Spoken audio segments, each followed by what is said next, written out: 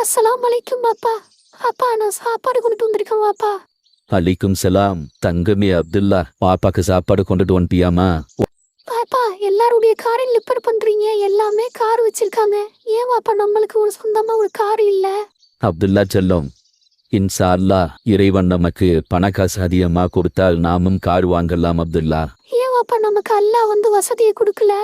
அப்துல்லா செல்லம், எல்லாருமே பணக்காரங்கள் ஆயிட்டாக்கா இந்த வேலையை யாருமா செய்வார்? அதனால தான் அல்லாஹ் ஏழை பணக்காரன் என்று வித்தியாசப்படுத்தி படைத்துள்ளான். எல்லோரிடமும் வசதியும் செல்வமும் இருந்தால் யாரும் கஷ்டமான வேலையை எடுத்து செய்ய மாட்டார்கள். அல்லாஹ் ஒன்றையும் அழகான முறையில் படைத்ததினால்தான் இந்த உலகம் அழகாக இயங்கிக் கொண்டிருக்கிறது அப்துல்லா செல்லம். மனிதனை சோதிக்க பார்ப்பதற்காகவே அல்லாஹ் சிலருக்கு செல்வத்தை வழங்குகிறான், சோதித்து பார்க்கவே சிலருக்கு வறுமையும் வழங்குகிறான். அதே போல் அல்லாஹ் குர்ஆனில் கூறுகிறான், தன் நாடியோருக்கு அல்லாஹ் செல்வத்தை தாராளமாக வழங்குகிறான், குறை